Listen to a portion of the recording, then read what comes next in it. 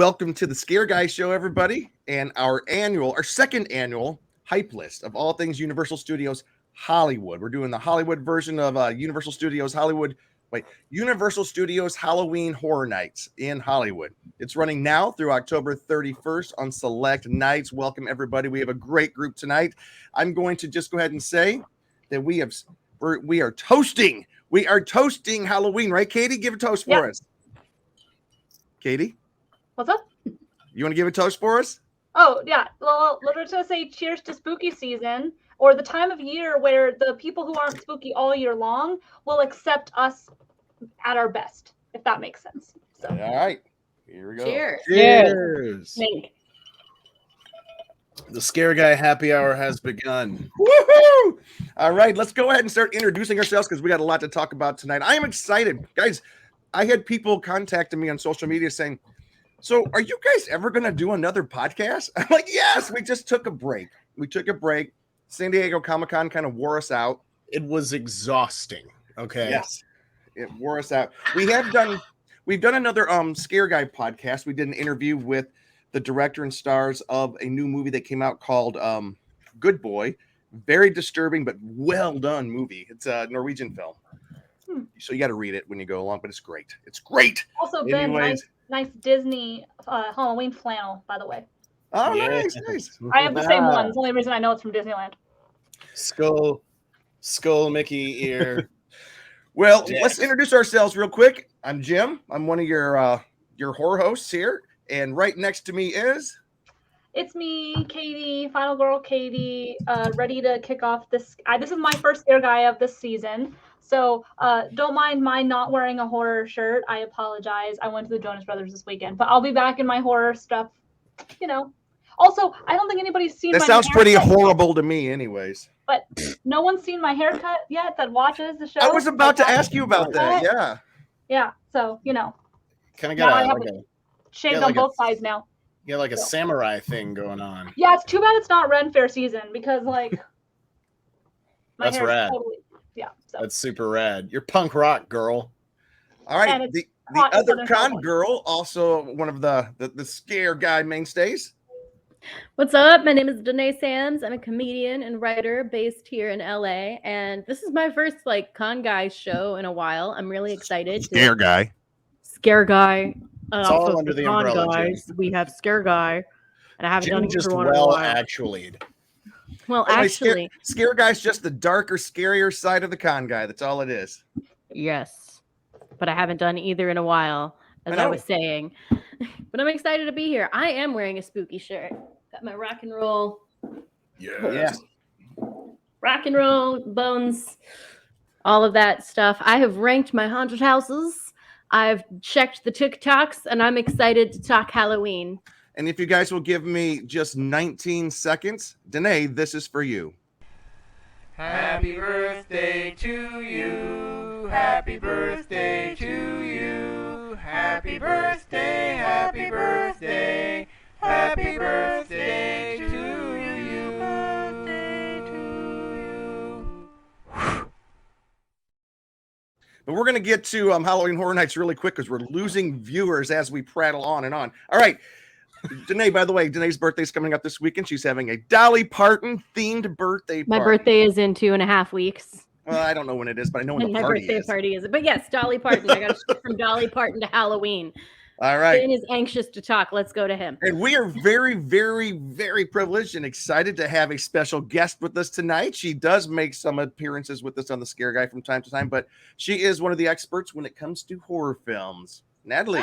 Oh, that's so nice. What an introduction. I'm a producer. Nice to be here. I love being on the Scare Guy. It's my favorite podcast to be on. All right. Great So, to talk horror movies. have you pulled out your lovable Terrifier doll yet? He's right behind me. Oh, wait. We need to let's I was gonna say, Jim. he's right there. Oh my gosh. He's right behind me. It's the Burr months. He's ready to go. The Burr months. That's the Terrifier is one series that I haven't taken to. It's a bit it's much. And Natalie just loves it. And I'm like, you are something. All right. I feel like Terrifier is one of those that really splits people down the middle. Like you either love it or you hate it. Oh, I see what you did there.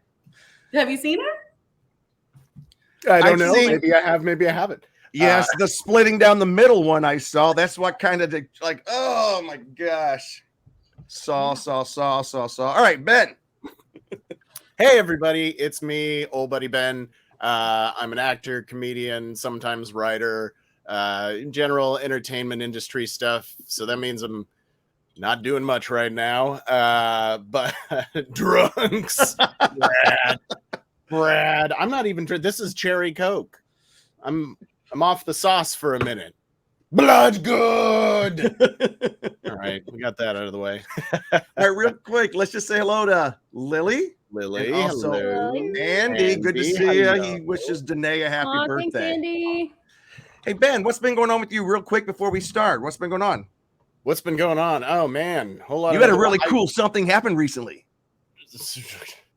What really cool something? Desert.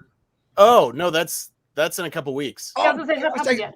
oh, that's right. It's not Labor Day weekend. You didn't get No, it's stuck not. in I the keep mud telling out in you. Black Rock Desert. Yeah, I was about to Yeah. say, when has Ben ever gone to Burning Man and gotten stuck in the mud? Not a burner. No, I will be going to Wasteland Weekend in a couple weeks, which I'm super excited about. We can talk about that on another show upcoming, but it's really fun. I like to call it post-apocalyptic Renaissance Fair because everybody's in costume and you just pretend like it's Mad Max post-apocalypse for 5 days. And you Fantastic. camp out in the desert and it's a blast. And I keep trying to get Jim to come. I'm And he trying keeps to. going, I'm trying to. Oh, I'm going to be gone Labor Day weekend. I'm like, it's not on Labor Day weekend. I know. I still thought it was Um, Labor Day weekend just now. Ben, did you go to LOJ? No, I did not. We stopped going to LOJ a few years ago. We kind of got burnt out on it. That's LOJ. Labyrinth. The Labyrinth of Jareth. Oh. It's a 2-night ball that's usually held at the Biltmore Hotel in downtown Los Angeles, and it's themed like Labyrinth, the ball that Jareth throws in the middle of the movie. If you're familiar Nice. with it, which if you're watching the show, you're probably familiar with Labyrinth. Yep. But yeah, we haven't gone to LOJ in a number of years, but it's Okay. always a fun time. You know, people do crazy costumes. It's Yeah. really amazing some of the work that people do. But yeah, we had to cut back on a lot of our like big things that we go to all the time. So it's a smaller selection, and we like to think we've curated it to our good. interests. We have one more person to introduce who just popped in. Who is that? What's up, everybody? Cheeseman, one of your original scare host, screenwriter, and fellow scare nerd. That's right. Everybody, we are super stoked because we are in the scare season. September is the official start of the Halloween. Isn't it weird how this is the official start of the Halloween season? Remember when it used to start in October? Well, I don't remember that. That's been so long ago when that happened. I'm sorry, I started like weird. on July 5th, so I It's don't know what for you're us. saying. For me, it starts the day after San Diego Comic-Con. That is, and you know, but this is what we're doing tonight because to kick off this, one of the biggest, most exciting events on the West Coast as far as scare events is concerned, haunt events is the Halloween Horror Nights. It's also it's on both coasts. Orlando and LA both have their Universal Studios Halloween Horror Nights. We are coming to you from the dark and sinister heart of Hollywood. So we're going to be talking about the Hollywood version, and most of us will be going to that. Some of us may not, who knows, but we're not going to talk about that. Anyway, so what we have done, I'm going to show you guys this. We have gone through, each person here has gone through, there are 8 houses plus the Terror Tram. So like 9 horror events that have been planned. There's 3 scare zones and there's a couple of shows, and everybody here has ranked them. So this is called a hype list. With a hype list, a lot of the different podcasts that talk about the horror nights, they all have what's called a hype list. So where you go through and you rank from one to whatever, what you're most excited about and why. And we're going to go through that tonight. But just to get everybody kind of excited, I do have a quick little video that's going to it's going to give us a little bit of a feel for what we can expect this year. You guys ready? By the way, if you don't want any types of spoilers, don't watch. All right, here we go. I'm not watching. That looks awesome.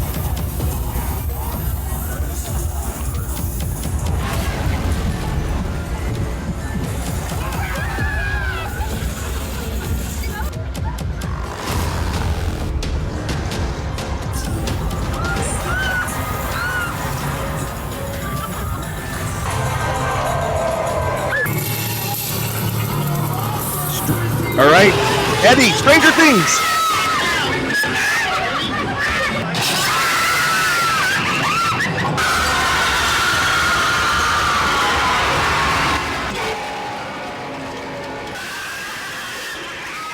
All right, for those of you who are listening, we're inside the Stranger Things maze.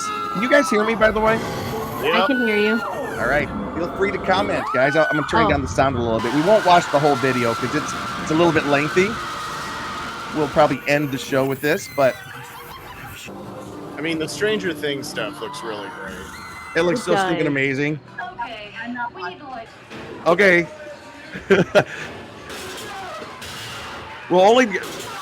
Natalie will only go for about another 45 seconds, then we'll stop this. This is the least. Oh my gosh. Last of Us. Last of Us. I almost said least of Least of us. Us. Can't see, but you have And to. here's the be one that quiet. I have thoughts about, but still.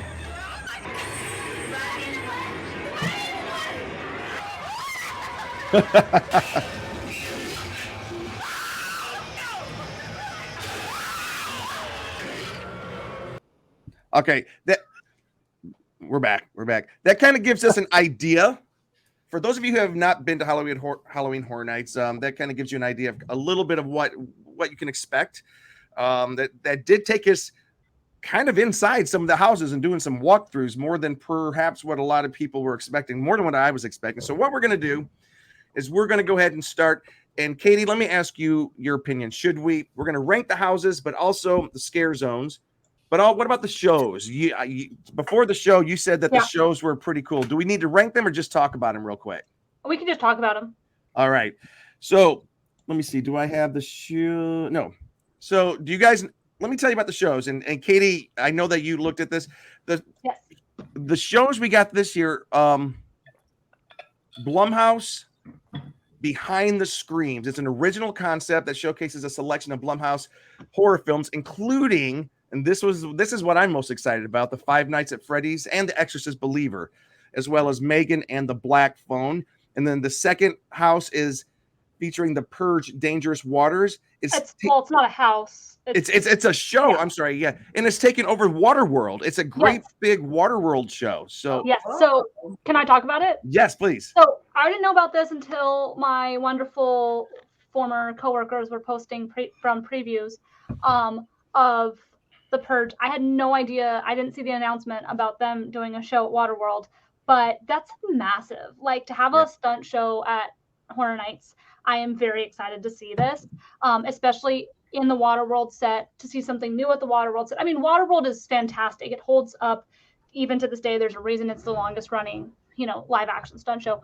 But the fact that they can incorporate The Purge into it. Also, I am weirdly obsessed with The Purge. Like, it terrifies me. Like, the idea of The Purge actually happening terrifies me. Mm-hmm. But it fits so well in any set, like, because you can have it be any set and it works because that's what it is. And I'm very, very stoked to see this. I was like, oh, they're not using the queue this year. Then it made sense why, because they're doing a show. And I'm really, really excited to see the show and see see something related to Halloween and horror as a show component at Horror Nights, because Jabberwockies, it's great. No shade at Jabberwockies, but it wasn't horror. It wasn't Halloween. It wasn't that vibe. And I wanted something that translates to horror.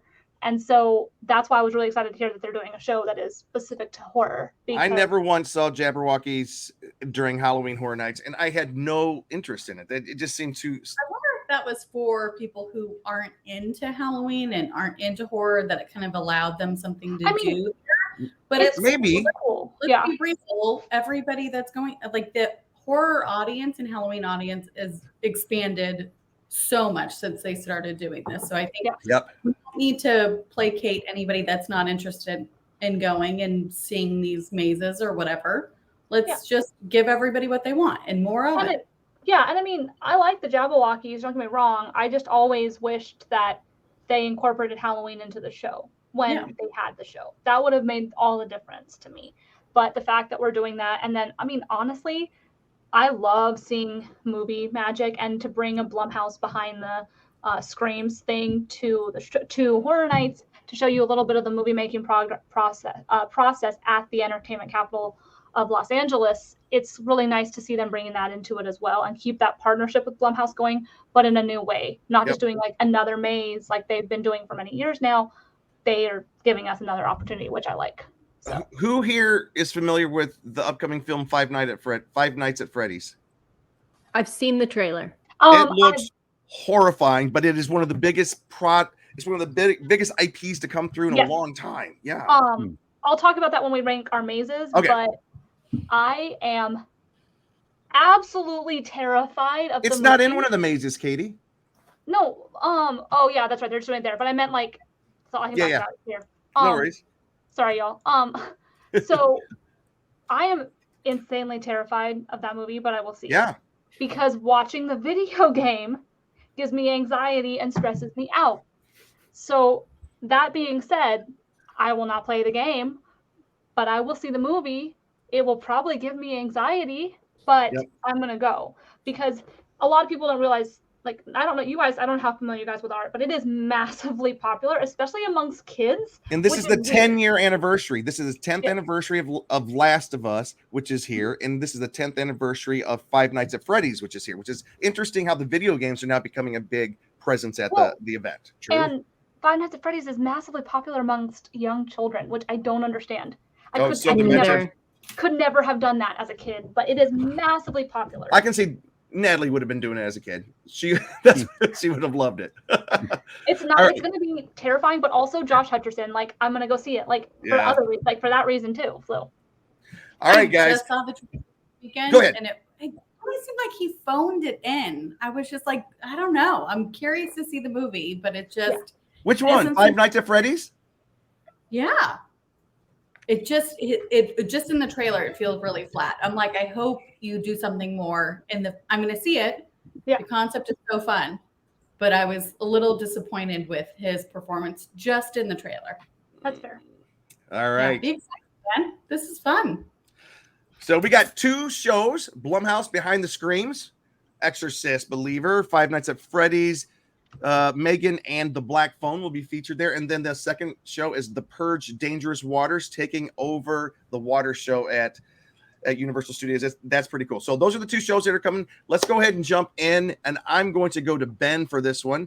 Ben, on a scale of 1 to 3, with 1 being your most anxious, the most exciting, and 3 being the one that you're least excited about, of the 3 scare zones, which one is number 3 for you? Number 3 in the scare zones for me, Toys with a Z. Toys.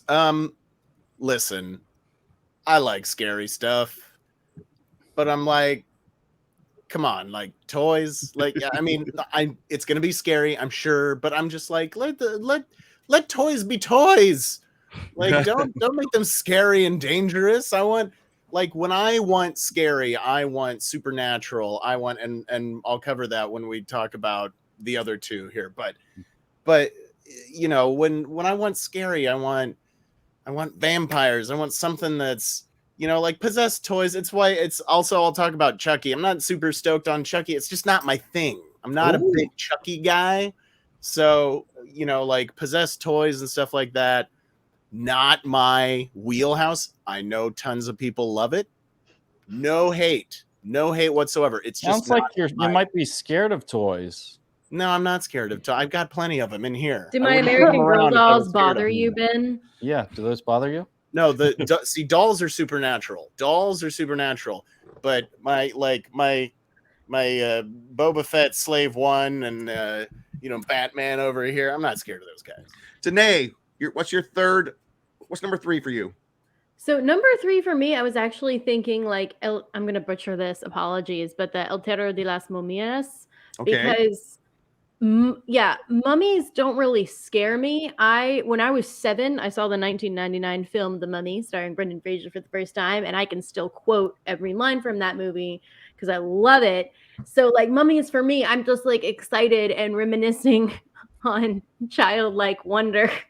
So I'm like, I'm not scared, but I'll still go because I love mummies and I would love to quote The Mummy while walking through some mummy. He's here. Natalie. Well, I mean, you can do that riding the mummy ride. Number 3, Oh, I Natalie. have. And I will again. Number 3. Yep. I mean, it was going to be the El Terror. Okay. Yeah. Number 2 for Natalie. For me, toys. Yes. I'm okay. I'm kind of excited. Okay, there we go. Ben, what was your number 2? Also, My number 2. I want to, I'm glad that that's happening down there again. So I think that's more of maybe the excitement of toys. Wait. Say that again. You're glad what's happening? It's on New York Street because Which wasn't is that the closed back last lot, year? right? Yeah. Yeah. Well, New York Street. So I'm excited to get back down there again. Do they mean the back lot New York Street? Because there's also New York Street in the front of the park. That's why I was confused. Okay, that irritates me. By the way, I think it is the front of the park, Natalie, because for the rec, I looked at the map tonight before the show, and maybe I'll pull it up here. I don't think the map has anything listed in the far back lot. New York Street is the second half of the entrance of the park. Oh, that bugs me. That bugs me a lot. So we're gonna do 2 themes in the opening. That Yeah, feels that weird. was what I was going to talk about. Yeah. Okay, well then that's not number 2. It's confusing because if it was on the back lot, that would be awesome. But I assumed that was New York Street was, we were going to get back on the back lot. And I was like, great. And that's what I was excited about. Me too. I will try to find it while we're sitting here. Does anybody, okay. So we've covered, so Danae has, I can't say it. El Terror de las Momias as her number 3. Ben has toys, and Natalie, you kind of have both of those as number 3 and number 2. Now they're sharing 3 together. All right, Luke Cheeseman, what's your number 1? Toys. Oh, geez. Can you tell I'm trying to get to a different one? I think it might be kind of fun. I don't know. Toys. I'm excited about Chucky as well. Well, real quick, let's do it. Maybe just popcorning around. Let me do we'll do our 3, 2, and 1, and then move on to the next person. And sounds good. So toys was number 3 for me. In a similar fashion, ghosts is number 2 for me, because anytime you're spelling something with a Z, I'm like, the 90s called, they want their Z back. Doesn't that look like the nun back the there? giraffe called. He wants his spelling back. But look at the image here. It looks like the nun from the Conjuring. See, all I'm seeing is the mummy when he's in the sand. In the sand cloud. Yeah. Yeah, and it's like, okay, it's a blood-soaked chainsaw wielding ghosts and again, it's at the entrance of Halloween Horror Nights. So it's kind of, this isn't so much an activation, in my opinion, as we're gonna have people running around scaring you when you walk in the door, and that's fine.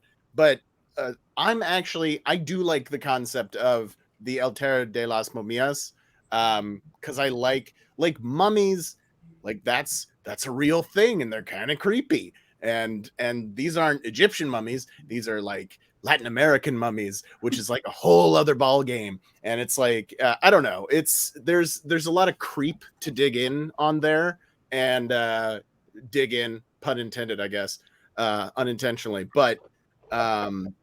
Yeah, I'm excited for that. I like that. I kind of agree with you. One of perhaps my favorite scene of any Halloween Horror Nights I've ever seen on either coast was out here in California when they did the Curse of La Llorona.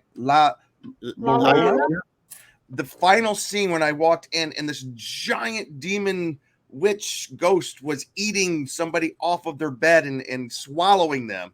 And it was like, holy crap, that was just... So like this Mexican folklore kind of interests me. This is interesting to me, or Latin American folklore. So, can I go next? Yes. So, because I have an interest, a little different spin on it than what you guys have been saying. My number 3 was also Mummies. Mostly though, just because I'm not a particular fan of that particular location that's in. It's never been my favorite. It's always been a little bit underwhelming to me because they don't do a lot with the scenery because it all has to be able to be pushed aside for day ops.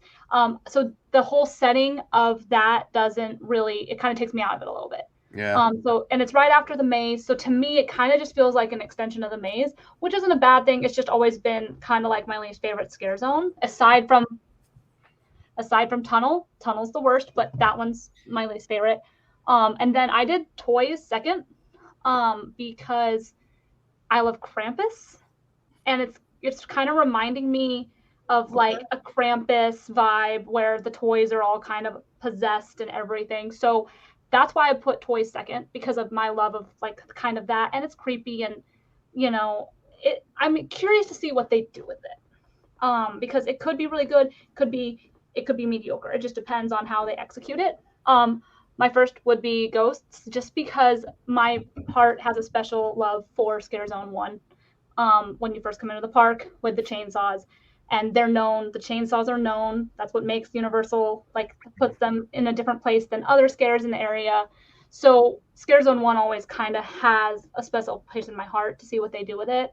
And then, of course, the opening ceremonies and all that. So I always like the first part. It sets the vibe for the night, and usually there's really cool designed characters and, of course, the stilt walkers and everything like that. So it's the loudest part of the park, but I do really enjoy it.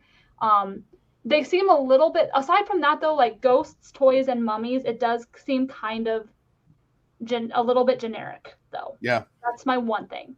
It's Yeah. kind of like how much can they elaborate on that? I'm sure they do well, but like that's my only like con that I would say with these is it seems a little Ghost, Toys, Mummies. Ghost, Toys, Mummies.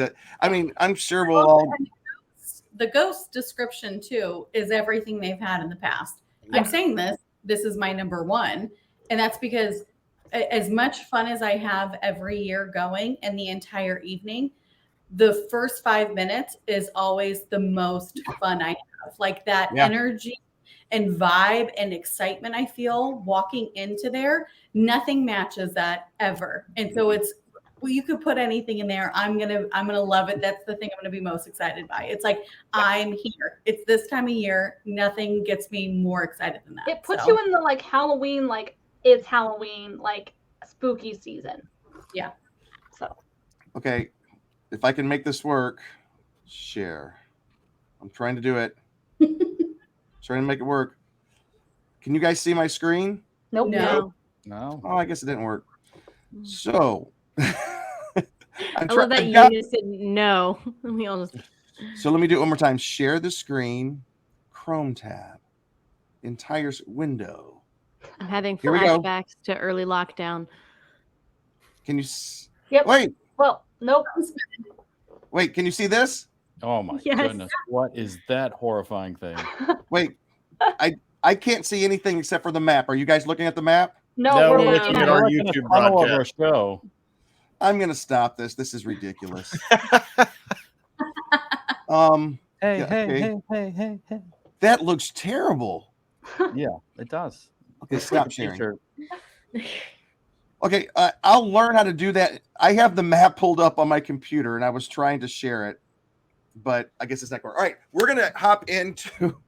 Jeez, that was scary. We're gonna hop into the houses. This is what everybody came here for. We have. Let me ask you a question and see what you guys think. We have 8 haunted houses plus the Terror Tram.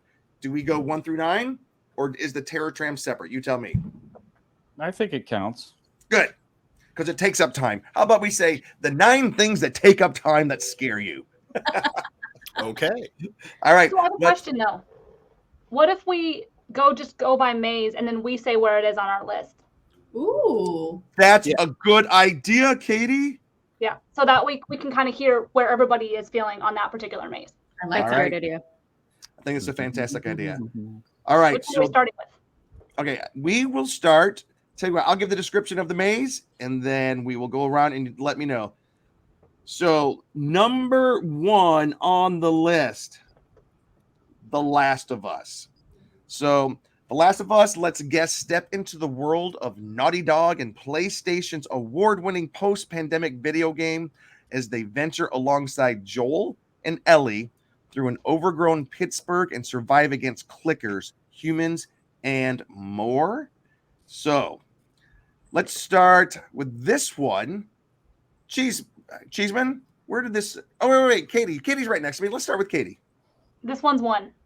Oh, this is your 1, huh? Yes.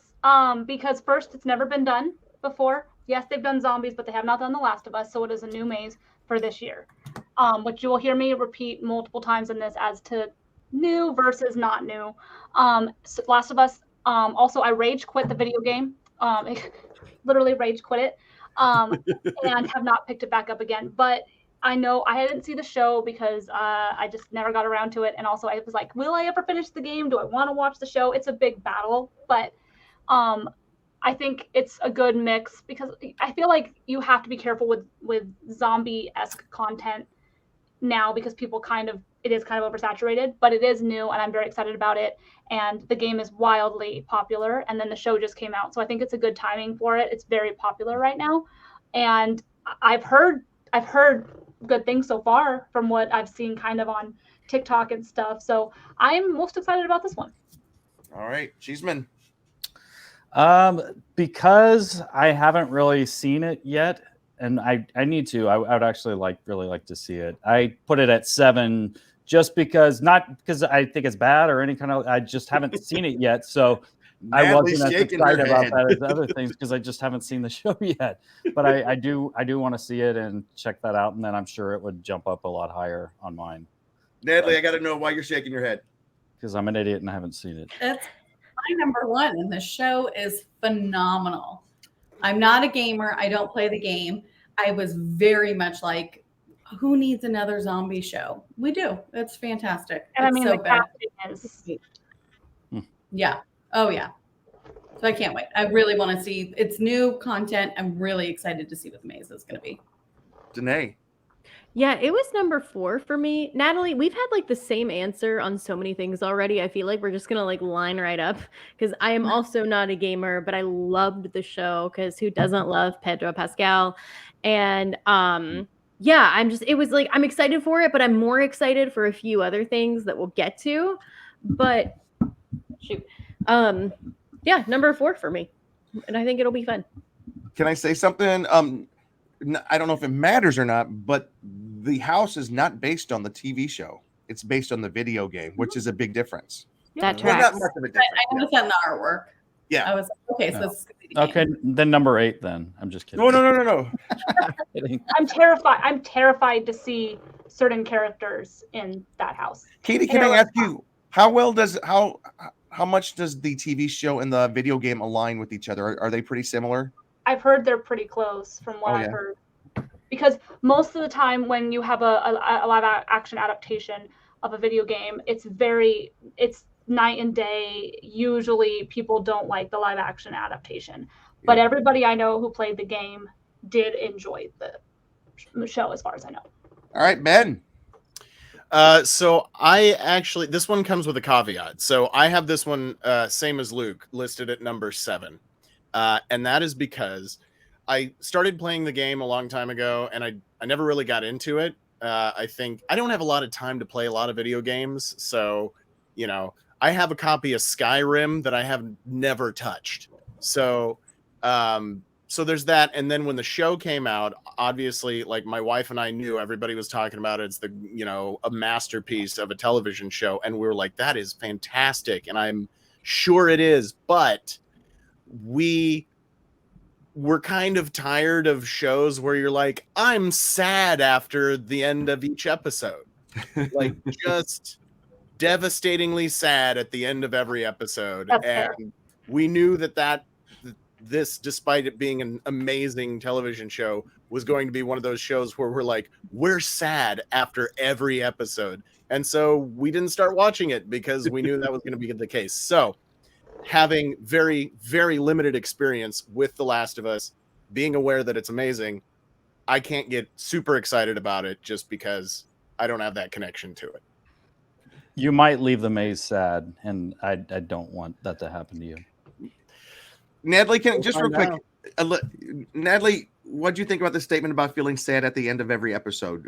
Because I saw I saw you kind of, yeah. I don't totally agree. I think that, and it's I'm coming at it from different perspectives as somebody that is in the industry and appreciates film and content and how it's made and the storytelling aspect of it. So it's maybe I'm coming from it and appreciating and a little bit happier than maybe regular audiences would be. So I think there's other things from it that could be influencing my feelings on it. All right, we're going to go on to the next one here, guys.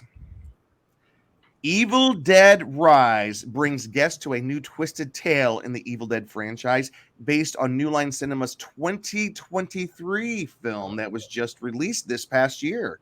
All right, let's start this time with Ben. All right, so this one actually we'll go this way. Yeah, so this one actually just above Last of Us, Evil Dead Rise.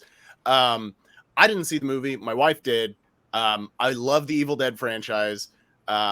This goes along more with my kind of supernatural, demonic possession type of The Last of Us maze is the reason I want to go to UH. There you go. Thank you, Andy. But yeah, this got a tick above Last of Us just because it is along those lines of the supernatural, demonic possession, super creepy, disturbing. I like that kind of stuff. So this bumped up a little bit above Last of Us for me. Natalie. This is my number 7. I didn't see this movie. I do have an appreciation for the franchise, but shockingly, it doesn't feel like a fresh, theme or movie to kind of be, bringing into Universal. I don't know if they've done it in the past. It just immediately didn't scream out something I really wanted to see. So I'm kind of impartial to it. All right, Danae. So I have to be honest, I have a 1 through 5 that I'm excited about, a number 9 that I don't want to do at all, and then the 3 in the middle I just kind of threw together. So this is one that I just kind of threw on the list, and it's 6 randomly, but it's like anywhere between 6 and 8. I was like, I don't know anything about it. I don't really care. That was a good Arnold Schwarzenegger impression. Oh, really? I was trying to do an impression of you. Cool party. You got Luke down. Yeah. Cheeseman.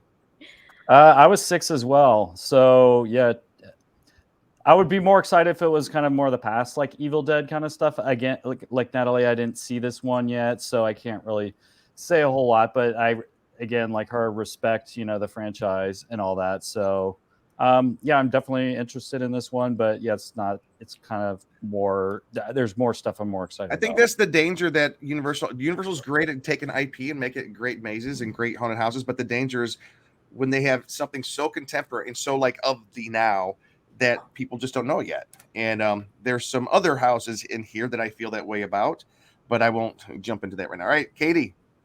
Me and Natalie are 5 and 5, by the way, because it is also my number 7. Yep. We've been on the same exact wavelength. So I haven't seen any of the Evil Dead. So that's also why I put it at 7, just because I've never seen it. So like, it's just kind of like, if I don't run out of time at the end of the night, I'm probably not going to go to it kind of thing. Right. Cool.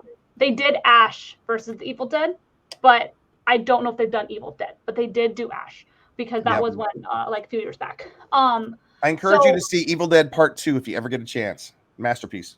That's the hard thing about these horror masterpiece franchises. Of gore. That's another hard thing about like these franchises is like, once you haven't seen it, you then have to like figure out which ones in this long history of the franchise you need to watch and which ones you don't need to watch. Yeah. And sometimes it just gets too overwhelming for me and I'm like, I'll just go to something else.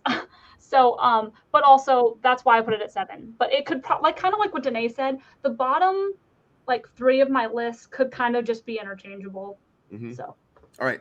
And we'll keep going around this way. So, we'll start with Natalie this time, and then we'll go Natalie. We'll just keep going. Wait, clockwise, something like that. Counterclockwise. Yeah, counterclockwise. Chucky Ultimate Kill Count, inspired by the hit USA and sci-fi series and cult classic films, features the infamous slasher doll and its best kills throughout the series and films. Interesting. What do you think, Natalie? So this is number 4 on my list. Again, it's not the like freshest, most exciting one that I'm looking forward to, but Chucky, I grew up with Chucky. So it's like, okay, Evil Dead, there was an appreciation to the filmmaking aspect of it, but I didn't grow up with it. So I think Chucky to me will always have a really special place in my heart. I haven't watched the show though. So I'm just, for nostalgia reasons, kind of still excited to have Chucky a part of my life, you know? Yeah. Danae. So I actually just saw Child's Play for the first time a couple weeks ago. Which one? And I really Like, enjoyed it. OG? Like Which one? the first one, the very first Okay. Chucky Okay. Child's Play. Because Chris Anderson and Brad Dourif, Prince Humperdinck, and Grima Wormtongue are both from West Virginia. So just for that reason alone, I loved it. I really enjoyed it. I was so impressed by the quality of film that it was. So for me, this is number 3. I feel Good like for you. I'm very late to the game, but I'm finally in the Chucky verse. You reminded me a little bit too much of Chucky from Rugrats, because they both wear like the same color scheme almost, and they both have red hair. But I think that was actually done on purpose. I think if that I was done recall on purpose. correctly. I had a feeling. a feeling. There's not. Jason. It's definitely not a coincidence. Like, yeah. Cheeseman. Yeah, I'm kind of with Natalie again on this one. I put it as number 4. Like her again, I haven't seen this, but I've seen like the older movies, and I'm just happy to see Chucky has his own maze, because they've had him, do like tram stuff, or they've had him there kind of roasting people and got in trouble and all that. But I'm glad to see Chucky's back and now has his own kind of maze. So I'm interested to see what they do with it. So yeah, Chucky has a long history as being kind of one of the main kind of horror icons, with the Freddys and the Jasons. And Remember a couple years ago, Luke, when we were leaving, and Chucky had a little like show, like way up in a window as you're leaving the park, and that was all he was there, and it was kind of cool. But didn't they stop it because they were like, "Oh, he offended some people"? Yeah, or something he was a little bit, because Chucky's pretty foul mouthed. Yeah, we heard that they stopped the show because he got a little way too foul mouthed. Yeah, it was kind of like an experimental thing, and it didn't work. Right. All right, Katie. This is smack dab in the middle for me. Is at 5, just because even though Chucky is definitely not a new character, and all the times that I've gone to horror nights, aside from when he had an appearance, like not him himself had an appearance on Tram, but when they had the other dolls there, this is the only time I've seen Chucky in a maze at Universal, because I haven't seen one before this. Chucky, terrifies me. I am terrified of dolls and puppets, so this I would go to because there's not a lot that like I'm genuinely terrified of at horror nights, and this one I am. There's stuff that I'm terrified of that I won't touch, and this is stuff that's like I'll dip my feet in it. Like I shouldn't, because I'm gonna regret it, but like I will. I went to a double feature of the most recent one. I know, like the one with Aubrey Plaza for my birthday, because it was a funny thing. Like I went to Toy Story 4, went to Child's Play, and then I went to Toy Story 4. But all the doll movies. A lot of people did that exact order. But yeah, so I put it because even though it's not new, it's new to me at horror nights, and so that's why I put it kind of in the middle, because I'm very curious, and it has potential to make me want to cry. Isn't it if crazy? They do it right. It depends. We'll see. Like after I go, we'll see how it changes, because like if they use scare actors versus if they use animatronics is going to deter whether or not I like it or not. Ben. This one's number 8 for me. I'm fine with Chucky. I know a lot of people love Chucky, and mad respect. In the show, Mark Hamill does his voice, which I'm super stoked about, but it's just not my thing. Like a lot of people love Chucky. I'm not one of those people. I'll watch. I'm with Ben. I'll watch the movies. Like they're fun, but if I'm going to a thing, like Chucky's not going to be my first choice. You know what's interesting though? From what I was listening to a couple of other podcasts, and apparently this Chucky maze is going to be a bit meta. Like it's not going to be just your normal Chucky maze. They're going to go meta with it and make fun or have fun with the audiences who watch Chucky and Chucky's effect on culture. So I'm really interested in what they're going to do here, because that does sounds very interesting. What's interesting to me is also the enduring longevity. Of course, those two words are just repetitive. The enduring horror aspect of dolls. We got Megan, Chucky. We got the toys. The Conjuring. What's her name? Oh no, Annabelle. Annabelle. Like hard pass. Yeah, and then there's Mrs. Chucky, whoever she was. All right.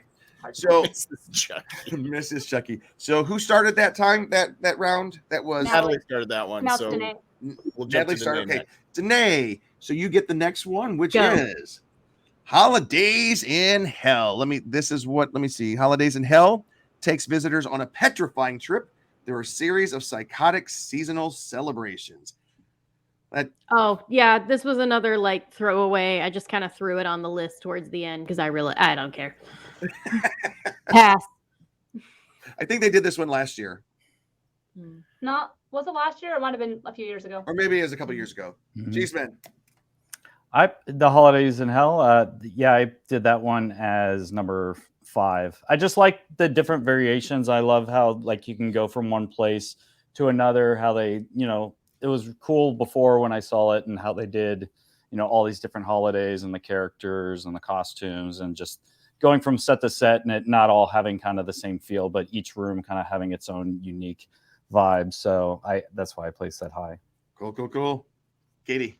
Okay, I was a little torn on this one between this and my number 6, but which I'll say when that happens. But I put it at 3, just because when they had the scare zone, I loved it. I loved the Holidays in Hell scare zone when they had it on the Metro sets. And I feel like I did like the maze the first time around, but whether or not I'm going to like it if it's the same, or depending on how they change it, is going to also depend where it's at. But I like the concept of Holidays in Hell. And I liked the whole idea of taking all the holidays and making them scary. Just because obviously, as someone who likes horror and is Halloween all year long, spooky season all year long, it kind of brings that into it. But I'm conflicted too because of the fact that it's been done before. So if it's repetitive, it'll move down on my list. Yeah, and these lists, very likely can change. Ben. Why another Z? Why all the Z's? This is they true. went heavy on the Z's. This one's number 9 for me. Now, as far as where I'm ranking things, all of these are probably going to be really cool and fun, but I'm just like, give me Halloween. I don't want scary 4th of July or scary St. Patrick's Day. Give me scary Halloween. That's what I want. That's kind of my only basis for this. I'm sure it's going to be awesome, but that's kind of why I put it at 9. Natalie. So shockingly, Ben and I agree. This is also my 9. We haven't lined up anything as of yet, so I'm a little bit surprised. And it's what I'm going to say is going to be really weird as to justify why it's 9. I remember the first time they did this. I don't know, however many years ago. I feel like it was on the backlot, and it was probably my favorite maze that year. I loved it. It felt so original. It was so fun. I really enjoyed the scares in it. And I guess I'm just like, it felt so fresh then that I'm like, what are you going to do different? It feels like a throwaway, they needed to fill space kind of maze this year. So I would love to be surprised, but I don't think I'm going to be. Yeah. Right. Natalie, I think you might be thinking of when they had the scare zone, because that was on the backlot. Okay. Yeah. Well, I remember, because I remember a maze. I thought there was a maze. It was after the scare zone. Okay. And so the first time that they did it, I don't know if it was called Holidays in Hell, but it was on the backlot. It was the scare zone on the backlot, where you went through, and it was the different holidays. But I do remember going through a holidays one time, and I was like Ben. I was looking forward to the Halloween one, but then I loved the St. Patrick's one. That the scary leprechaun was amazing. But then they and did then the maze. Krampus at the end. Pre-pandemic, I think. And didn't they even have like something like a Thanksgiving dinner where somebody was being stuffed on the table or something? All right. That one I think was in the maze. That one wasn't in the scare zone. That one was in the maze. So I think this one has the chance. And at the very end, I'm going to be thinking about it. We're going to ask, what's your dark horse that might be the one that surprises you beyond what you think? So be thinking about that at the very end. All right, real quick. And we're going to not spend as much time, but Cheeseman, you are first. This is let me find it. This is what the heck is this? This is, I don't have it. What is Exorcist Believer inspired? Sorry, The Exorcist Believer, inspired by the Universal Pictures' terrifying new horror film from Blumhouse and Morgan Creek Entertainment. If you guys have seen the trailers, they are out everywhere right now. Cheeseman, what do you think? 9. This is your number 9. I'm still mad about the Halloween movies, and it's the same filmmaker, so I'm just like, you're gonna ruin another thing. So. I'm gonna tell you, I agree with Luke 100%. This one is the same guys who did the Halloween franchise trilogy that just finished. I haven't seen anything, and I was so excited. I was like, "What is this movie?" And now I'm pissed. I know. Now that Natalie has thoughts about this trilogy of films that came out. Yeah. Okay, Katie. This is 8 for me. Oh. They've done The Exorcist so many times. I'm just like, if I do not have time at the end of the night, I will not be upset missing it. Like I don't even know how many times I've been through the Exorcist maze at this point at Horror Nights, and I've only been going to Horror Nights since 2015. So it'll take a lot for this maze to surprise me. Also, I'm not usually a fan of like one of the times that they did it in the past where they had the string hanging that hits your face. It's not my thing. I don't like it. So if they do things like that again, it's not my taste. It's on the bottom for me too. I do remember though when we were at Midsummer Scream a few years back, and Murdy, what's Murdy's first name? John Murdy, who plans. He was talking about how they had done all these surveys, and everybody every year was saying they want The Exorcist at Halloween Horror Nights. And this is probably, like you said, Katie, about like 5 or 6 years ago. And they keep doing it. Yeah, and then now it keeps coming back. So yeah, and also I don't watch the Exorcist movies. So I've seen the original one. There's reasons why I didn't watch it for so long. But like demon movies, like actual demon possession movies, I have a hard time watching. So. Yeah, I know that my mom is still mad at my dad for taking her to see this movie in a movie theater, but I love the Exorcist movie. I think it's high art almost. I would almost describe it as high art and not like an exploit. But I do understand why Katie's saying there are very many people who like the dark demonic movies. Nope, they're out. Ben. This one's number 3 for me. I'm a sucker for The Exorcist. Although I admit I did not follow. I just saw that it was coming out. I didn't follow who was making it, and I didn't even see the third Halloween movie of the recent trilogy because after the second one, I was like, I don't care. Ben, you got to see the third one just to complete your hate. No, don't. I'm trying to remember if I saw the third doesn't exist. I choose not to. I don't think I saw the third one either. But yeah, but so that's a little disappointing to learn. But I am a sucker for The Exorcist. I like demonic possession movies. That's weird. But like I said, my horror skews more towards the supernatural. Yeah. So that's. I mean, I know stuff like Chucky is supernatural, and that's is the spirit of a serial killer, blah blah blah. But yeah, I don't know. I thought wasn't there one version where he was AI? That was the new one. That was the remake that they did. The remake with Aubrey Plaza. Did you know that, Natalie? He was AI. Yeah, he was AI. Stupid. All right, Natalie. I love demonic things, so and I'm, it's as much as I was like, oh, I went in holidays once and that's it, and I don't need it anymore. I could go an Exorcist every year. It's kind of the same thing of like they do a Halloween maze. I'm going to go in it every year, and I'm going to love it. But I want to be in that environment.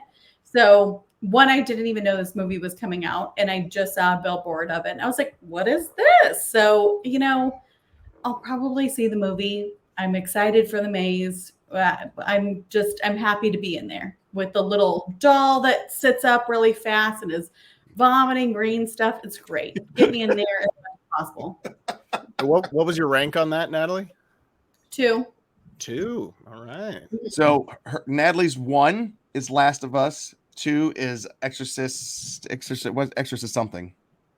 Believer. Believer. All right. I'm a Danae? believer. This is number 9 for me because I mean, like I will not watch the Exorcist movie. I'm affirm as it's no secret I'm a Christian, and Ephesians 5:11 says, take no part in unfruitful works of darkness, but instead expose them. We're not Are supposed to you mess with those preaching things. at us? A little bit, yeah. I watched Rosemary's Baby a couple years ago, and I should not have watched it. It was a very well made film, but I don't appreciate the glorification of anything demonic. Well, but yeah, I get that. You know what? And I think we all are at different spots here, and I do understand that, and I fully appreciate there are people that have a very strong opinion and conviction about this. I personally thought The Exorcist was a great example of light overcoming darkness. And that's great. Yeah, I saw the trailer when I went to see Last Voyage of the Demeanor, and I didn't even look at it. I was like, this is gonna give me nightmares. Oh, it will. Yeah. And I'm not trying to get you to change your opinion on that. I think The Exorcist is a movie that was written by a person who's very committed to their faith, very committed to the Catholic Church, and wanted to expose the evil that actually exists and how God can overcome. So I maybe give it a second consideration. When the Exorcism of Emily Rose came out in theaters, I plugged my ears and didn't watch the trailer every single time. It was the worst part about going to movies at that time. Because that movie was done by a committed Christian who wanted to. I've heard great things about the movie. It's just I cannot. Oh, by the way, Danae, this is not me in any way demeaning anyone who has a different opinion. Yeah. Right. It's one of the work out your own salvation with fear and trembling. We all have our own personal convictions on this. And that's fine that you guys think differently. I'm just like, I'm not gonna go near them. That's fair. So that's my number 9. So that's number 0 for Danae. And Luke, did you do that? Oh, Luke started this one. Sorry, Katie, you get this next one. We're gonna go ahead and move very quickly here. This is Monstrous, the Monsters of Latin America. Includes Latin American folklore's most terrifying ghosts and creatures. Katie, what say you? This is a 4 for me. 4? Because they haven't done something like this before, and I do appreciate that they are going with a cultural influence on a maze, especially since Dia de los Muertos is so important to a lot of people and Latin American history and all that. So I appreciate it from that aspect, and I appreciate that it hasn't been done before. So that has my interest peaked because I don't know what to expect. And if I don't know what to expect because it's either an original thing or they haven't done it before, that's going to be high on my list because it's something new. And usually when they do an original maze, it's good for the first year, at least for the first year. So I've never been disappointed by a maze that's an original idea on its first year. Yep. So I have no idea what to expect, but Thank you, Lily. That's why it's at number 4 because that's. No, I just wanted to put this out there real quick. Lily, who is a good fan of the show, and we meet her at the Comic Cons, and I love Lily to death. She and I bond over our love of all things Peanuts and Snoopy, and the Great Pumpkin. Charlie Brown is our jam, and Lily loves Halloween. So, all right, thank you, Lily. Ben. Monstruos. I butchered that. Monstruos. I don't know. Anyway, this is number 2 for me. I'm really excited about it because as a white bread Midwesterner who now lives in Los Angeles, which is an international city, I savor, I absolutely love, being steeped in other cultures, and particularly Latin American culture has a large influence in Southern California because it's kind of part of Latin America, like historically, not kind of, it is. And so I've had a lot of exposure to Latin American culture and traditions and legends and all this kind of stuff, and I love it. And so I'm super excited about this. And you look at all, so my heritage is German, and I love the Krampus. Like, I just want to throw that out there because we were talking about Krampus earlier. That's a heritage thing for me. Love the whole history and the legend behind that. But then peeking into other people's cultures and seeing what monsters are in their legends is just something I absolutely love. So I am super stoked for Monsters of Latin America. I'm there with you, Natalie. This is 6 for me. I guess when I picture this, it's more like beautiful, and I'm curious to see what's going to be scary about it. So I'm happy to be my opinion kind of changed and really get to enjoy different parts of it. So it's in the middle, but could easily toggle up. Mm-hmm. Natalie, so when you say like the way you vision it, is it kind of more like when Crimson Peak came out and it had that kind of period influence? Like it's going to be more of a romanticized look to it? A little bit more of how I'm imagining it. So it's okay. I'm curious what it's going to be. So I'm super open and excited to see it. Yeah. But it's What's the definitely Pixar film about? Liking more. Sorry, the Pixar film, Coco? The Beautiful. Coco? Yeah, Coco. I got a Yeah. little Coco vibe when I read the description. That's to me the same thing, where it feels a little bit more beautiful, colorful, family friendly, and I like a little bit more blood and Satan and guts and killers and ghosts, and that's more of like I want to try and get scared. So I'm like, am I going to get scared on this? I don't know. So She cuddles with the Terrifier at night. Let's just. Danae. This was number 7 for me, just because there's so many other things I'm way more excited about. Like, I think we have a comment about it saying, like, from Lily, I guess the Chupacabra will be in that one. And I am a big cryptids fan. And I know that Universal leans into By the way, Lily lives in Mexico, so she has some insight into this. Oh, nice. Yeah. Like I know Universal leans into like the films. That's their whole thing. But this made me kind of wish we had like a cryptids house to go through. Like it would be so cool to see like Chupacabra, New Jersey Devil, and Mothman and Bigfoot like all in a house together. Ben would be so excited if they had Bigfoot.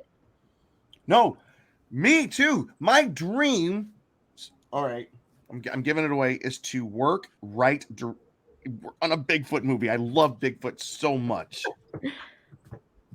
Sasquatch. Ben Ben, you're a Bigfoot fan, aren't you?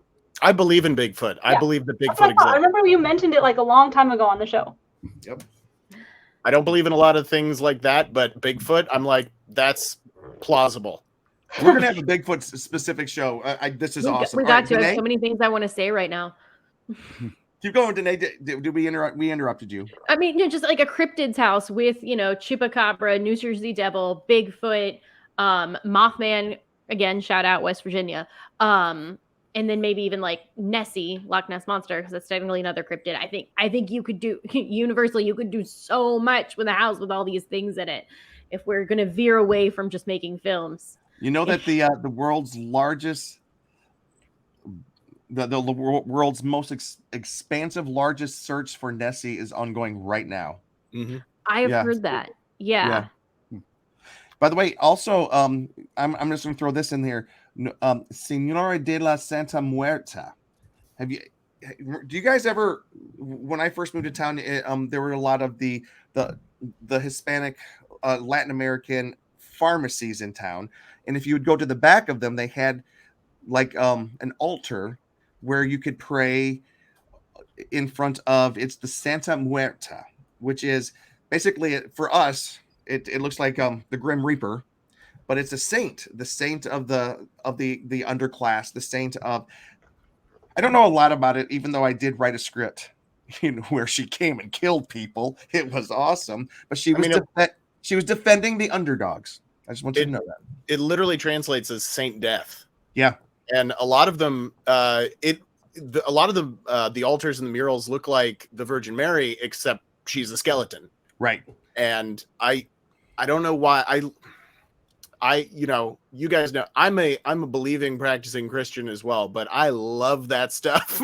So Lily says it's bad. It's totally bad. The Muerta Yeah. thing. All right, I'm listening to Lily on this one. oh yeah, it's like there's like a cult aspect to it. Yeah, Like, because you go into these pharmacies and like there's a couple of them in downtown LA, and they have like potions and witch spells and stuff, and sitting right in front of the Lady Muerta. I'm like, oh, what is this? But it's interesting.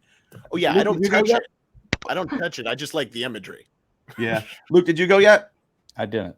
Yeah. So kind of like Danae, like, I mean, there's so much stuff on here that seemed like interesting. I have it as 8, partly because like I don't know a whole lot about it. I did look it up before and I didn't see a lot of images that made it like look like the costumes would be super cool. Although the thing you just showed, that makes me a lot more interested in it. And I do see this as the one that'll probably surprise me the most, that you're kind of talking about, that Yep. I'll probably be like, oh, that was really cool. But it's number 8 on mine just because I don't know like a whole lot about it. And there's so much other interesting stuff that was more iconic that I'm more recognized to and used to. But I'm definitely interested and definitely want to see this one, and love when they do original ones. And I feel like this one will. I do too. I love the original ones. So I am looking forward to this one, even though it's like 8 on my list. All right, we got 4 left. We're gonna do these kind of quickly. Who started this round? Me. Was it Kate? Did you start, Katie? Okay, Yeah. cool. So Ben, this is yours. Stranger Things 4. Stranger Things 4 brings season 4 of Netflix's original series alive, transporting guests to Hawkins, Indiana, where they will encounter the newest villain, Vecna, hellbent on obliterating the volatile barrier between the Upside Down and the real world in an attempt to reign supreme. Ben, what do you think? Where's this rank? This one's smack dab in the middle for me. I like Stranger Things a lot. I really do like it, and I loved season 4. It was great. Yeah. But it's it's like, I'm like, oh cool, Stranger Things, I'll go see that, but it's not the thing I'm most excited about. Natalie. It's number 3 on my list. I think same thing. We've seen some of this content before. I do love season 4. I can't wait to stand in line and hear some Kate Bush, because it's been a minute since that's been around, so I'm ready to get into it. I will. It will be one of the ones that like I have to do, even though I'm sure the line will be really long, even though I have Express. So, I will. Natalie's got Express the first Wednesday it's open. Danae. This was. Sorry, I didn't want to like hop on if you weren't done. A long pause just for fun.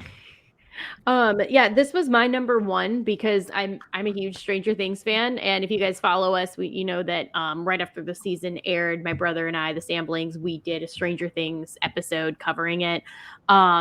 Katie and Emily and I had the pleasure of going to the Stranger Things experience, and that actually happened for me on a very horrible day, and it turned everything around for the evening. So 10 out of 10 recommend Stranger Things experience. I very much want to do Stranger Things at Universal today. And didn't you have a friend who wrote the Stranger Things musical? Oh yeah, I did.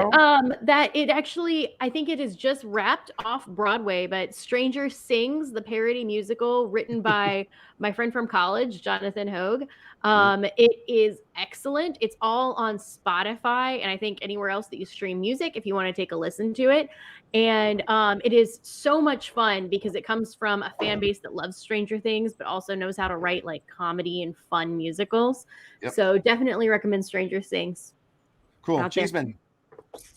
Yeah, it was an easy one for me. I've been loving the show, and I'm especially excited to see what they do with Vecna in this one, because he has that kind of like the Freddy Krueger kind of vibe, and all that. So I just think it's going to be interesting what they do with, the elevating the people. I feel like hopefully they do some really cool effect type stuff. And I don't know, it was an easy one. I agree. I think this is the first time, it's the first season that Stranger Things had a real villain rather than just monsters that screamed at you. Yeah. Like, so I think this, I agree with you. This would have been my 1 or 2. I didn't do my list, but this is right up there. Katie.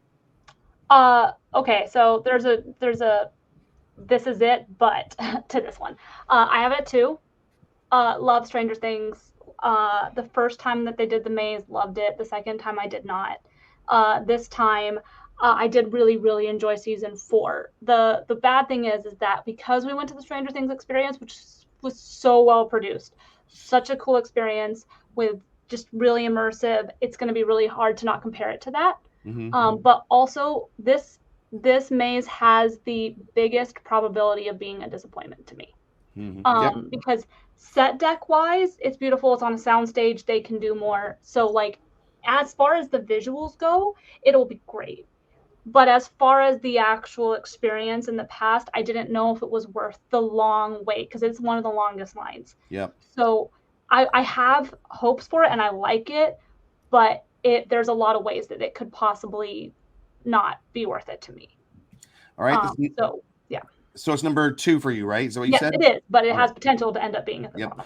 All right. This next one, we're starting with Natalie. It's Universal Monsters Unmasked. It expands on the Universal Monsters legacy with horror icons The Invisible Man, Dr. Jekyll and Mr. Hyde, The Phantom of the Opera, and The Hunchback of Notre Dame coming together for the first time in a chilling new story. The Haunted House features an original score from Grammy Award-winning musician Slash. Natalie, where's this stand with you?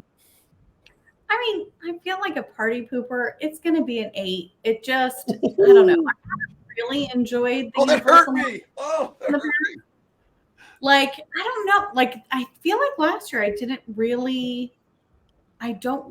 stand out to me. And I think it was something I was more excited for last year. And I feel disappointed. And I think a little bit of that is kind of going into this. But again, what we're talking about, this has the biggest possibility of a comeback. So I'm going to do it. And I hope it surprises me. All right, Danae. So if Stranger Things wasn't there, this would have been my number 1 because I really love the classic monsters. I know he's not listed, but one of my favorite books is Dracula, and I'm reading Dracula daily right now. And yes, The I'm whole just so book? excited. Sorry? You're reading the whole book daily? Okay, so there's a thing you can sign up online. It's called Dracula Daily because the book Dracula is written in journal, telegram, letter format, so you can read it all in order from I think it's June to November every year. So we are in Dracula season, and I'm following along. Isn't Dracula like the son of the devil? Isn't he demonic?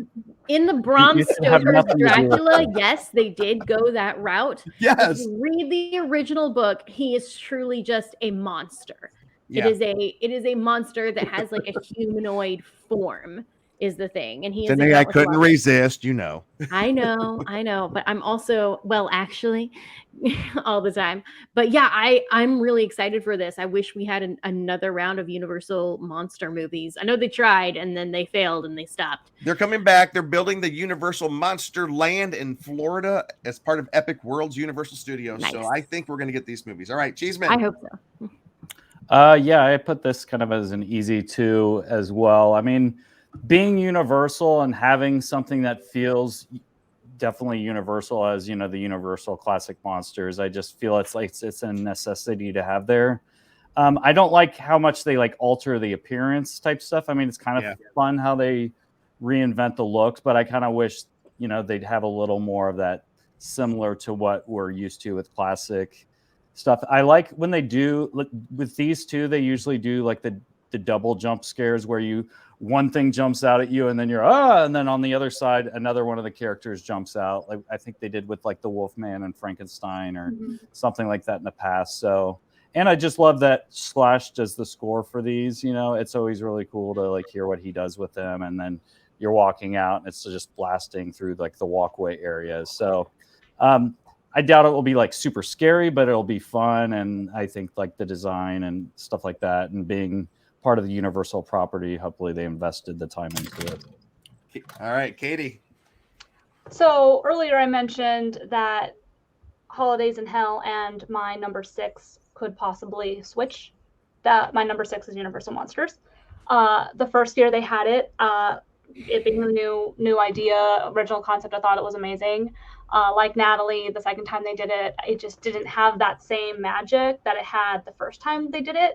So that's why it's at 6 to me, because if it leans towards like we have seen all these characters in the maze before, aside from Hunchback, because Hunchback was not in the original one, but all the other characters like that they mentioned in that have been in the first Universal Monsters The maze. Invisible Man might have been there. We just missed him. Oh, he was actually in the maze. Literally was actually in the maze. So spit out my wine. So like it has potential to surprise me if it gives me that same feeling that it gave me the first year, and they have something that is good about it. It's just the second year I was underwhelmed by it. Yep. So I'm hoping that it is the one that surprises me, because the first year I went to it, I went through that maze twice. So I'm hoping it's more like the first year. Cool. Ben. I can't say anything about this that hasn't already been said. This is my number one. It's Universal. It's the Universal Monsters. I'm excited about. It's not the typical Bela Lugosi, Boris Karloff, Dracula, Frankenstein. This is Jekyll and Hyde, an Invisible Man, and Hunchback out of left field. I love that. And I would actually like to see a newer or a different interpretation of Phantom of the Opera as well. Yeah, because we've had that kind of over and over again over the years. So I'm really excited about it. I think it's going to be fun. I don't know. I think like Luke said, I don't think it's going to be that scary necessarily, but I think it will be fun. So I'm looking forward to it. The first year had some good jump scares, though. The first year had good it's lower on my list because I don't think it's going to be scary, and I'm going to get scared. So that's how I make my list. Yeah. Mm-hmm. What'd you say, Katie? Well, I was saying that the first year, the Universal Monsters did have one of the best scares in the entire event. I thought they did too. They did, because they had the performer pop out of the picture. So, I love that. See, that's so they have potential to have that scary element. Do I think it will have it? Like the rest of them said, no, but it does have some potential. Yep. Is everybody switching around as I'm trying? No, we're back to normal. No. I remember when the Universal Monsters, there were pictures on the wall and they would jump through the pictures. Yeah. I love that. And that scared me to death. And one of it, you walk into a room and there's Frankenstein on the table and there's there's a picture and you think you're looking at Frankenstein, but it hops out of the picture and then you turn around and Frankenstein sets up.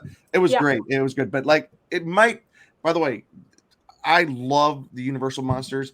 I think they might be better as Instagram backgrounds than monsters in a maze sometimes. I don't know, but this wait a second. And Andy said the Silent Hunchback of Notre Dame movie just turned 100 a few days ago. Wow. Oh, wow. That's pretty impressive. That's all right, guys. Why they're doing it. Yep.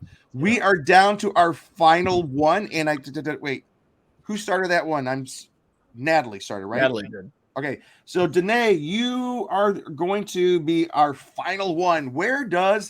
Let me just describe it to you. Terror Tram, which was gone for a few years. It's Terror Tram, the Exterminators with a Z, Ben. It puts guest on the world. Why are there so many Z's? Anyways, it puts guest in the world-renowned Universal backlot and in the middle of an insect uprising led by the devious Larry Larva. Wow. Whose goal is to exterminate humans from planet Earth. Horror fans will also walk along the Jupiter's Claim set from Nope, where they will encounter the tethered from Us in an epic crossover from two of director Jordan Peele's epic blockbusters. Does that sound exciting to you, Danae, or not? I would love it more. It would be more exciting if it was like a theme the whole way through that kind of matched. Like I do love the Jordan Peele films, so I love that we're ending with that. But yeah, this one is a solid like 5 for me. I like the idea of being able to sit while going through it. That's how it works. You don't sit. No, you don't. You do not.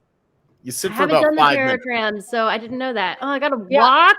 It Terror Trams you out to the back lot where you walk around. Yeah, once you get to the back lot, you walk. Cheeseman. I put this as number 3. I'm probably not as excited about the theme as other years, but because I felt like The Purge and some of the other stuff worked really well with the kind of moving you to the area and all that, and just some of the other things they've done in the past. But still, definitely 3. I just love doing the tram tour, being there by the Bates Motel, how they have the Norman Bates out in front of the Psycho House and everything too, and just the whole kind of traveling through and doing multiple things walking outdoors and seeing, where the plane crash is and the whole Grinch stuff as well. Just all the things they kind of, that is an aspect of that. I love the experience of that. So to me, no matter what the theme is, like it still always will make it fun, and I think the Jordan Peele stuff will be great too. So I put it at number 3. Katie. This is number 9 for me. Not a biggest fan of Tram in general. I think The Purge was good. I think the year where they had Freddy and all his different outfits was good. The Purge was out there for what, 10 years? Good. The Purge made sense to me because it works in the set. So, like, to me, sometimes the set for Terror Tram takes me out of it because it's like, would this really happen in this setting? Yeah. And it's kind of just seems like they drag it out longer than it really needs to be. And they'll like spread the performers out really far. So, and also they've done Exterminators before, so there's not like a new idea with that. So yeah, it's 9 for me. I honestly, me and my roommate already said like, want to just maybe skip Terror Tram this year. Like it closes early, so you have to schedule your whole night around it. It takes a long time. It's a long one. Yeah. So I do like the set from Nope. As an addition to the backlot. But I found that when they separate it on Tram, it doesn't translate as well. Like what Danae was saying, it kind of needs to be one seamless kind of thing. So I'm torn on it. Honestly, it's kind of just, it is what it is to me now. But they're combining They're combining Nope and Us together. Nope. All right, Ben. This one is number 4 for me. I enjoy the Terror Tram regardless of the theme. The bug exterminator thing just seems so campy to me, that I kind of dig it because it's so campy. Larry Larva. Yeah, like it's so stupid. Like I love it. And I guess part of my thing is I have not gone to as many Halloween Horror Nights as the rest of you have. So like I've only gone like twice before. So a lot of this stuff is new to me. So maybe that's why I'm more excited about some things. But yeah, I like the Terror Tram. I like they drive you out there and then they're like, oops, you have to walk now.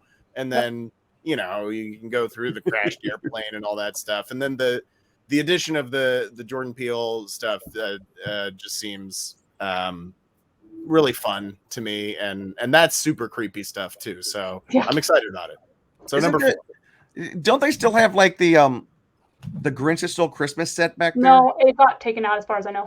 Because I was gonna say, for me, if they had the Thing 1 and Thing 2 showing up from the Cat in the Hat, those are the scariest things of my childhood. As far as I know, that got taken out during the time that it was closed, but I could be wrong.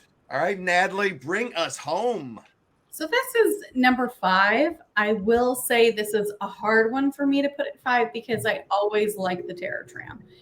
I will always have a soft spot for the, War of the Worlds set, for the Psycho House. I love this part of the night. It's really one of my favorite, no matter what the theme is. I will say my favorite one was when they did The Walking Dead. That just fit the entire space perfectly, and they will never match that ever again. And it feels weird for it to be, again, separated with different themes. And I think it was that way last year. I can't remember what was ahead of Us and Nope. And it was like, okay, I like these movies. That was cool to see that, but it wasn't necessarily scary. Whereas like if you're doing The Purge, if you're doing Walking Dead or something that lends itself to like jump scares and kind of the creepy atmosphere, that worked with throughout the whole thing. So, and I hate bugs. I'm sorry. Like it's disgusting. I'm not looking forward to this part. So it's like, it normally should be higher on my list, but like the bug element, it just. All right, guys, this has been fantastic. Everybody, I will collect everybody's list and we will post those on the website. to close out the show tonight, by the way, this has been fun. I can't wait to go. I know, Natalie, you've already got your tickets. Luke, I think you and I, we were actually, Jonathan Wilkinson's actually flying into town to go to this. So we're going to try to coordinate with him. I'd love to go with the Scare Guy group here if we can make it happen, but I'll probably go a couple times. I'm also going to I'm going to Orlando. I'm going to the Orlando Halloween Horror Nights as well on October. I've never been. October 4th. I'm going to 4th or 5th, either Wednesday or Thursday. My buddy Greg has free passes. So I'm like, yeah, so awesome. All right. So this is how we're going to close out the show. We'll start with Katie, then Cheeseman, Danae, Natalie, and Ben. Tell us how, where people can find you online, but when you close out, but also what is the one house that might surprise you, has the most potential to maybe surprise you, be the dark horse that you didn't think it was so great, but maybe it might. Thank you, Lily. Maybe it might. I'm Katie Christine. You can find me across all social media at KT_Christine, TikTok, Instagram, the whole shebang. I would like to say Twitch, but that's been pretty much non-existent lately. But you can also find me at so mean over there at the Con Girls as well. And hopefully Danae and I can put together some spooky content for the spooky season. So just kind of keep an eye out on the Con Girls Instagram for that.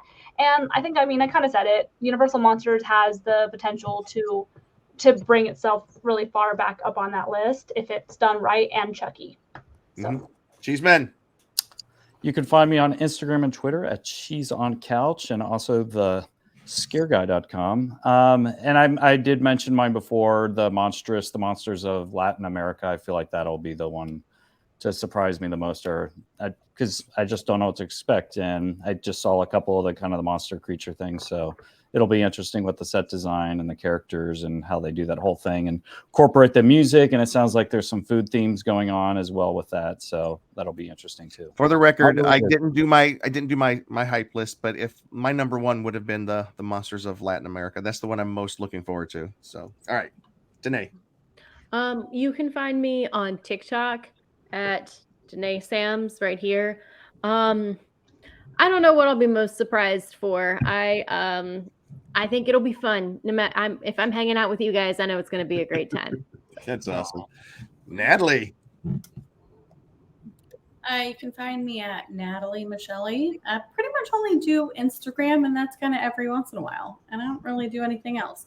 But I'm curious to see if Holidays in Hell surprises me. Because it's shocking how much I loved it and how immediately went to the bottom of my list. So we'll see what happens. That's a big swing. Yeah. And Ben, take us out. All right. So you can find me at Ben Cleaver on all social medias, BenKliewer. Surprisingly, it wasn't already taken. I'm thinking of getting rid of Twitter / Okay, just let me laugh at that for a second. That was very funny. All right, go ahead. I'm thinking of getting rid of Twitter / X because it seems stupid now. But I'll still be doing the Instagram and Threads now. And I've got like a couple things posted on TikTok from like 2 years ago. Anyway, I think I'm going to agree with Natalie. I think because I haven't experienced it before, Holidays in Hell and what you guys were telling me about the previous iteration, that might be it was ranked number 9 on my list, but that might be the one. It's clearly got the greatest potential to surprise me because it can't go any lower. So that one, I would, if I was going to bet on it, I'd say that would be the one that would surprise me the most. Other than that, Jim, should I bring her home? Bring her home. Well, thank you so much for watching our show tonight, The Scare Guy. We did a little happy hour with you tonight. Thank you so much to Natalie for joining us on the show tonight. Natalie, you are a blast to have on the show. Thank you so much. What a great guest. And looking forward to having you on the next time. Again, you can find all of this at theconguy.com and thescareguy.com. Follow us on social media. Get a good night's sleep. Watch a scary movie before you go to bed.